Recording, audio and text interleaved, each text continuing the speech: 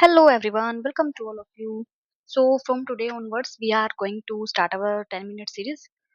तो क्योंकि मैंने आपको कहा था कि मतलब अपन शुरू करेंगे अपना 10 मिनट का। इसमें देखो ये नहीं है कि ना सब कुछ मैं डिटेल में तुम्हें बताऊंगी। अब देखो 10-15 मिनट में तो क्या ही हो सकता है। सिर्फ आपने जो कंसेप्ट पढ़े हुए हैं ना उनका आपका रिवीजन हो जाएगा। और मैं अभी तक ये मान के चल रही हूँ कि आपका टीचिंग एप्टीट्यूड का तो सिलेबस आपने कवर कर लिया होगा, ऑलमोस्ट 70% तो कर ही लिया होगा। और अगर ना किया तो भाई वेट किसका कर रहे हो, कर लो। पेपर में तो अब थोड़ा ही टाइम रह गया और टीचिंग एप्टीट्यूड तो स्कोरिंग है, आपको पता है टोटल मिला के 60 मार्क्स का आ रहा है। तो बस ये इसीलिए है ताकि आप लास्ट मिनट रिवीजन करो ना, मतलब 10-15 मिनट में आपका एक टॉपिक कवर होता जाए। तो आज हम बेसिक करेंगे टीचिंग क्या है, इफेक्टिव टीचिंग क्या है, इसके नेचर्स क्या है और इसके वेरिएबल्स क्या है, क्योंकि क्वेश्चन बनते ही हैं, एक दो क्वेश्चन तो बन ही जाएंगे इसमें से। तो ज्यादा टाइम वेस्ट ना करते हुए अपना स्टार्ट कर लेते हैं। Teaching is the process of imparting knowledge skills and values to others. मतलब नॉलेज देना, किसी को स्किल्स देना, वैल्यूज को इम्पार्ट करना, उसको टीचिंग बोलते हैं।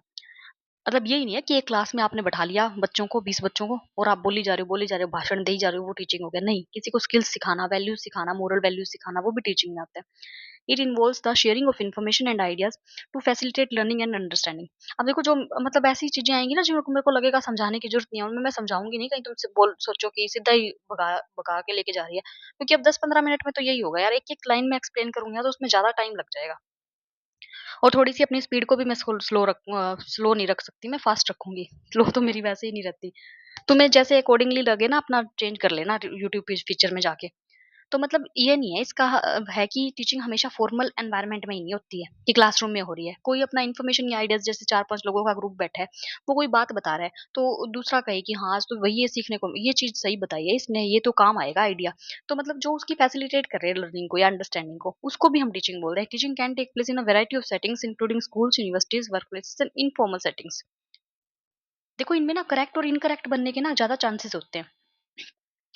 क्योंकि इसमें तो क्या दे देंगे, वो तुम्हें पता है टीचिंग की डेफिनेशन तुम रट के जाओगे, ये चीजें तुम पढ़ के जाओगे।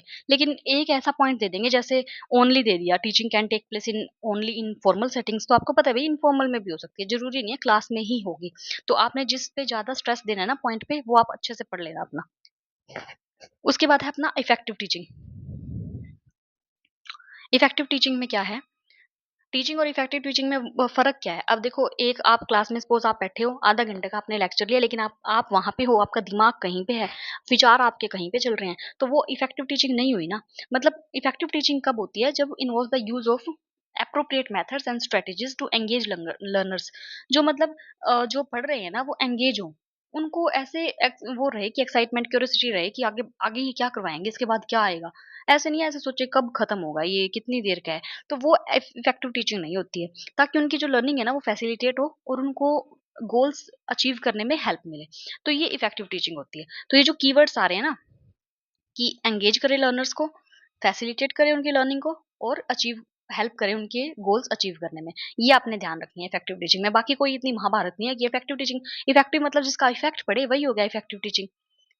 उसके बाद ये कुछ डेफिनेशन है, ये आपने एक बार ध्यान से देख के जानी है, क्योंकि डेफिनेशन में से अब ये तो मैंने 4-5 ही इंक्लूड किए हैं, ये मैंने 2-3 तो पीवाईक्यूज में देखी थी, और कुछ मेरे को लगी, मतलब देखने से ऐसे लगता है ना कई बार कि हाँ ये चीज़ इंपॉर्टेंट हो सकती है, वो भी मैंने इंक्लूड कर दी है। तो वो आप देख लेना, जितनी मतलब ये 4-5 तो कर ही लेना एटलीस्ट। तो फर्स्ट एससी मॉरिसन के इन्होंने क्या कहा था कि टीचिंग है वो इंटीमेट कॉन्टैक्ट है between more mature personality and a less mature one. एक जो मोर मैच्योर है पर्सन, आपका टीचर है, वो मोर मैच्योर है, मोर नॉलेजेबल है, उससे लेस मैच्योर वन है ना, उसमें जो ट्रांसफर हो रहा है नॉलेज का, उसके कॉन्टैक्ट को कहते हैं टीचिंग। ये मॉरिसन ने कहा था। तो देखो ये आप ऐसे भी याद रख सकते हो, एम से मॉरिसन है तो मैच्योर वाले की बात की इसने कि मोर मैच्योर है, उससे लेस मैच्योर में ट्रांसफर हो रहा है या कॉन्टैक्ट बन रहा है।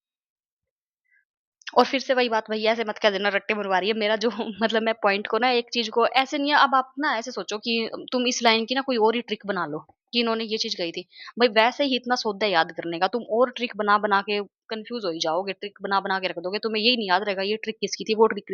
जो जब भी ये चीजें बनाओ ना तुम, मैं यही एडवाइस करूंगी कि उसी मतलब उसी लाइन में से, या वही डेफिनेशन है उसी में से ऐसा कोई पॉइंट चूज करो ताकि तुम्हें ना अलग से कुछ बखेड़ा करने की जरूरत ना पड़े, उसी में से याद आ जाए। जैसे मॉरिसन में एम आ रहा है और इसमें एम आ रहा है, अब तुम्हें अलग से कुछ याद करने की जरूरत नहीं है, तो ऐसी ट्रिक अपनी बनाओ कि अलग से मतलब ना उसमें ना पड़ना पड़े। सेकंड जैक्सन की है। जैक्सन ने क्या कहा था कि it's a face to face encounter between two or more person, one of whom intends to effect certain changes in other participant। जो एक है वो दूसरे के अंदर कोई चेंजेस लेके आना चाहता है उसके बिहेवियर में, उसकी नॉलेज में, तो उसको कहते हैं, उनका जो फेस टू फेस एनकाउंटर होता है उसको टीचिंग कहते हैं, अकॉर्डिंग टू जैक्सन।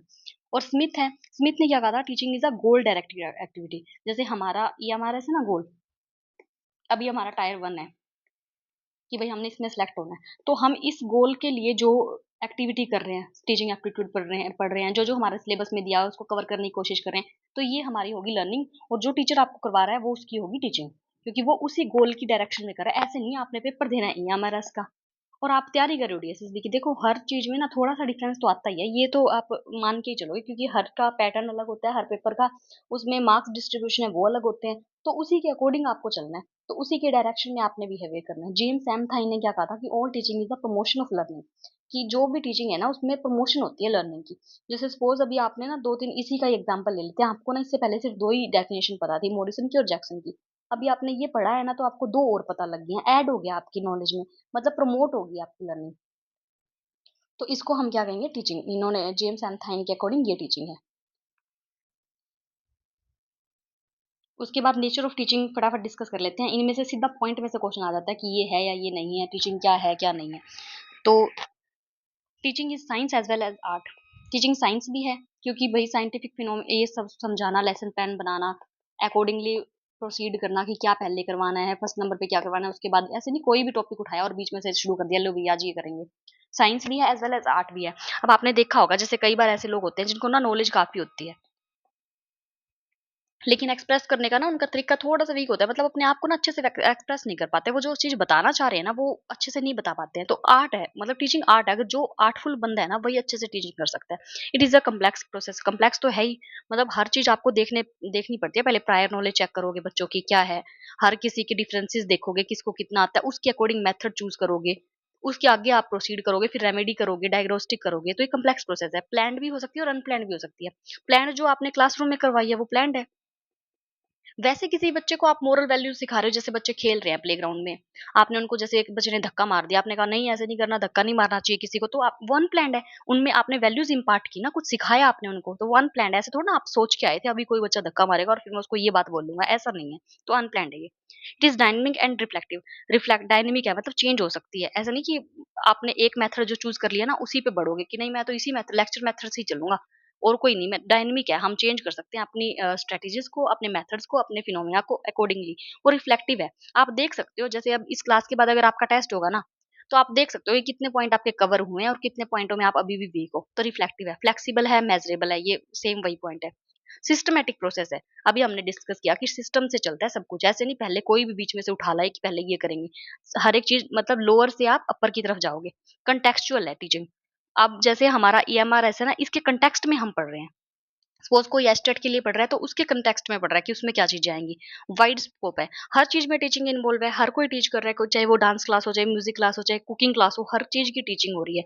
तो वाइड स्कोप है इसका। इंटरेक्टिव प्रोसेस है between teacher and student. Teacher और स्टूडेंट के बीच में ऐसे नहीं है कि टीचर बोली जा रहा है, स्टूडेंट बेचारा अपने माथे पे हाथ रख के सुनी जा रहा है कि चलिए बोल रहा है इसको सुनना ही पड़ेगा। जब तक इंटरेक्शन नहीं होगा ना उनका, तब तक अच्छी टीचिंग नहीं हो पाएगी। उसके बाद है वर्टिकल और हॉरिजॉन्टल। वर्टिकल भी हो सकती है और हॉरिजॉन्टल। अब ये वर्टिकल और देखो हॉरिजॉन्टल ये चीज होती है ना, जो ऐसे डायरेक्शन में बढ़ती है, वर्टिकल ये होती है। ठीक है, अब ये क्या है, जैसे हमने अभी टीचिंग की डेफिनेशन की, फिर हमने इफेक्टिव टीचिंग की, फिर हमने नेचर ऑफ टीचिंग की, मतलब इस डायरेक्शन में हम आगे बढ़ाते जा रहे हैं अपने कंसेप्ट को। लेकिन सपोज आपने आज हमने टीचिंग किया, उसकी डेफिनेशन वगैरह पढ़ ली, कल हम सपोज मैक्सिमम पढ़ लेंगे, इससे थोड़ा सा अलग टॉपिक हो गया ना ये। मतलब इसका जो एरिया है ना वो वाइड होता जा रहा है, इसमें एरिया वाइड नहीं हो रहा, इसके ऊपर ऊपर हम नॉलेज को अपनी को इंक्रीज करते जा रहे हैं। तो ये वर्टिकल और हॉरिजॉन्टल का मतलब है। उसके बाद छोटा सा टॉपिक है अपना वेरिएबल, सीधा क्वेश्चन आ जाता है इसमें से। वेरिएबल्स कितने होते हैं, एक इंडिपेंडेंट है, एक डिपेंडेंट है और एक इंटरवेनिंग है। इंडिपेंडेंट में टीचर आता है, टीचर को नॉलेज ज्यादा है, हमने भी पढ़ा कि मोर नॉलेजेबल पर्सन है, मोर मैच्योर से। अभी तुम अपना चेक कर लो कि ये मोर मैच्योर पर्सन वाली है ना, ये डेफिनेशन किसने दी थी, तो ये मॉरिसन ने दी थी, है ना। तो ये मोर नॉलेजेबल पर्सन है, इसको ज्यादा नॉलेज है, ये कुछ सिखाने जा रहा है, तो ये इंडिपेंडेंट हो गया। डिपेंडेंट कौन है, स्टूडेंट, क्योंकि उसको थोड़ी कम नॉलेज है, लेस नॉलेज है, उसने कुछ सीखना है अपने टीचर से, तो वो डिपेंड है उस पे कि क्या चीज बताएंगे मेरे टीचर, उससे सीखूंगा मैं। इंटरवीनिंग कौन है, जो दोनों को जोड़ने का आपस में, डिपेंडेंट और इंडिपेंडेंट है ना, उनको जोड़ने का काम कर रहा है, करिकुलम है। टेक्नोलॉजी है, असेसमेंट मेथड्स हैं, ये सारे करिकुलम में मतलब जिसमें बुक्स वगैरह, सिलेबस आपका क्या करवाना है, कितना करवाना है, कैसे करवाना है, ये सारी चीज़ें करिकुलम में आ रही हैं। टेक्नोलॉजी आपने कौन-सी यूज़ करनी है और उसके बाद असेसमेंट मेथड्स हैं, वो आपने कौन से यूज़ करने हैं और स्ट्रैटेजीज़ हैं मतलब चेक करने के लिए।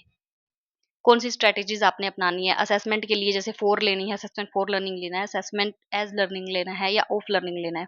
ये सारे जो मेथड्स आते हैं ना, ये इंटरवेनिंग में आते हैं, जो इन दोनों को आपस में कनेक्ट करने का काम करें। ठीक है? तो अपना ये आज का टॉपिक रहेगा जो बिल्कुल बेसिक था। देखो ये ना 10 मिनट में कंप्लीट करना एक क्लास को एक मतलब बड़ा ही मुश्किल टास्क है। मेरे को ये देखना पड़ता है कि किस चीज़ पे मैं ज़ोर दूँ ज़्यादा, किस चीज़ पे ना दूँ। मैं बस यही सोच के चल रही हूँ कि एक बार जो भी बेसिक चीज़ है ना जिसमें जैसे मैक्सिमम वाला आ गया टॉपिक, नेक्स्ट क्लास में शायद हम उसको कवर करेंगे। तो वो हो नहीं सकता भई 10 मिनट में पक्का ही पूरे 10 मिनट में उसको कवर कर दूँ। थोड़ा-सा ऊपर-नीचे भी जा सकते हैं, लेकिन मेन मकसद अपना यही है कि आपका जो भी है ना ब्रीफ में हो जाए सब टॉपिक। अगर आपने एक बार पढ़ लिया ना, आप उससे रिवीज़न अच्छे से कर सको बस यहाँ से। इसका मेन मोटिव यही है इन क्लासेस का। तो वो आप देख लेना अपना थोड़ा-सा ना पहले कवर करके रखना, कि जो आपकी रिवीज़न है ना वो अच्छे से हो पाए। उसके बाद हम नेक्स्ट टॉपिक भी उसी के अकॉर्डिंग करते चलेंगे और ये टीचिंग एप्टीट्यूड का जितना भी अपना पोर्शन आ रहा है ना, इसको सारे को कवर कर लेंगे हम इसमें। क्योंकि मेन तो 10 एक टॉपिक हैं जो मेन-मेन हैं। उसके बाद सीडीपी की तरफ चलेंगे क्योंकि सीडीपी मोस्ट इम्पोर्टेंट है। आप छोड़ नहीं सकते उसको जितने भी जो भी है साइंटिस्ट वगैरह जिसने भी काम किया है, साइकोलॉजिस्ट हैं, सबका आपको पढ़ना है कि किसने कौन-सी थ्योरी दी थी, किसने कौन-सी दी थी। तो उसके बाद हम वो शुरू करेंगे। तो that's all for today. Thank you. Take care. Bye-bye.